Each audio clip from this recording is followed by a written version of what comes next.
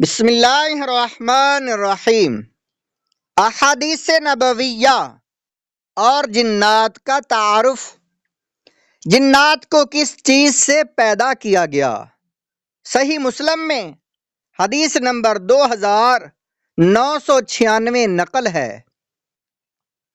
حضرت عائشہ صدیقہ رضی اللہ تعالیٰ عنہا سے مروی ہے کہ سرور کونین صلی اللہ علیہ وآلہ وسلم نے فرمایا، فرشتوں کو نور سے اور جنات کو آگ کے شعلہ سے، اور حضرت آدم علیہ السلام کو مٹی سے پیدا کیا گیا۔ پہلے انسان پیدا ہوئے یا جنات؟ لقط المرجان فی احکام الجنان فی احکام الجان مترجم صفحہ نمبر 43 پر امام سیوطی علیہ رحمہ نقل فرماتے ہیں کہ حضرت عبداللہ رضی اللہ تعالیٰ عنہ فرماتے ہیں کہ انسانوں سے پہلے زمین پر صرف جن آباد تھے۔ جب اللہ تعالیٰ نے ابو الجنات سموم کو پیدا فرمایا اور اللہ تعالیٰ نے اسے آگ کے شعلہ سے پیدا فرما کر فرمایا، اے ابو الجن سموم، تو کوئی آرزو کر۔ اس نے کہا، میری تمنا یہ ہے کہ ہم سب کو دیکھیں اور ہمیں کوئی نہ دیکھے، اور ہم زمین میں چھپ جائیں، اور ہمارا بوڑھا بھی مرے یہاں تک کہ اس کی جوانی واپس آ جائے۔ ہمارا بوڑھا بھی جوان ہو کر مرے، مطلب یہ ہے۔ تو رب تعالیٰ نے اس کی یہ تمنا پوری فرما دی، اس لیے وہ سب کو دیکھتے ہیں لیکن دوسرے لوگ انہیں دیکھ نہیں سکتے، اور جب مرتے ہیں تو زمین میں غائب ہو جاتے ہیں، اور اس کا بوڑھا بھی جوان ہو کر مرتا ہے، یعنی اس بچے کی طرح جیسے انتہائی کم عمری میں لٹا دیا جاتا ہے۔ جنات کو کس دن پیدا کیا گیا؟ ابن جریر، ابو حاتم اور ابو شیخ کتاب العظمہ میں حضرت ابو عالیہ رضی اللہ تعالی عنہ سے روایت کرتے ہیں کہ اللہ تعالیٰ نے فرشتوں کو بدھ کے دن اور جنوں کو جمعرات کے دن اور حضرت آدم علیہ السلام کو جمعہ کے دن پیدا فرمایا۔ جنات کی اولاد بھی ہوتی ہے، جنات کے یہاں بھی اولاد پیدا ہوتی ہے جس سے ان کی نسل چلتی ہے۔ چنانچہ سورہ رحمان کی آیت نمبر 56 میں ارشاد ہوتا ہے، القرآن فیہن قاصرات الطرف لم یطمثہن انس قبلہم ولا جان۔ ترجمہ،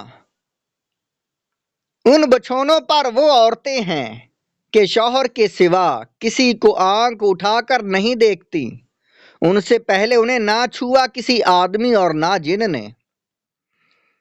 امام فخر الدین رازی علیہ رحمہ تفسیر کبیر جلد اول کے صفحہ نمبر 376 پر اس آیت کے تحت فرماتے ہیں، جنات کی بھی اولاد ہوتی ہے۔ جنات کی تعداد کتنی ہے؟ کتاب العظمہ اس کے صفحہ نمبر 417 پر نقل ہے۔ حضرت عبداللہ بن عمر رضی اللہ تعالیٰ عنہ آپ فرماتے ہیں کہ چوتھی زمین کے اوپر اور تیسری زمین کے نیچے اتنے جنات ہیں کہ اگر وہ تمہارے سامنے آ جائیں تو تمہیں سورج کی روشنی دکھائی نہ دے۔ جامع البیان جلد نمبر 9 کے صفحہ نمبر 85 پر نقل ہے۔ حضرت عمر بقالی رضی اللہ تعالیٰ عنہ فرماتے ہیں، جب انسان کا ایک بچہ پیدا ہوتا ہے تو جنات کے یہاں 9 بچے پیدا ہوتے ہیں۔ جنات کی طاقت۔ اللہ کریم نے جنات کو بعض ایسے غیر معمولی اوصاف عطا کیے ہیں جو انسان میں عموماً نہیں پائے جاتے۔ حضرت سلیمان علیہ السلام نے جب شہر سبا کی ملکہ بلقیس کا تخت لانے کا حکم دیا تو ایک درباری جن نے عرض کی کہ میں اس تخت کو اتنا دور سے آپ کا اجلاس ختم ہونے سے پہلے لے آؤں گا۔ اس بات کو قرآن مجید سورہ نمل کی آیت نمبر 39 میں بیان کیا گیا۔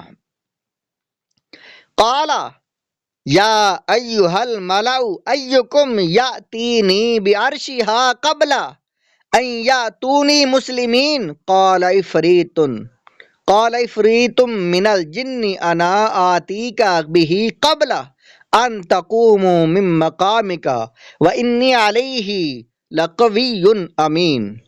ترجمہ حضرت سلیمان نے کہا، اے درباریو، تم میں کون ہے کہ وہ اس تخت کو میرے پاس لے آئے قبل اس کے کہ وہ میرے حضور متی ہو کر حاضر ہو۔ ایک بڑا خبیث جن بولا، میں وہ تخت حضور میں حاضری کر دوں گا قبل اس کے کہ حضور اجلاس برخاست کریں، اور میں اس پر قوت والا امانت دار ہوں۔ جنات کیا کھاتے ہیں؟ امام مسلم اور امام ترمذی اس میں حدیث پاک ہے، حضرت علقمہ رضی اللہ تعالیٰ عنہ سے روایت کرتے ہیں۔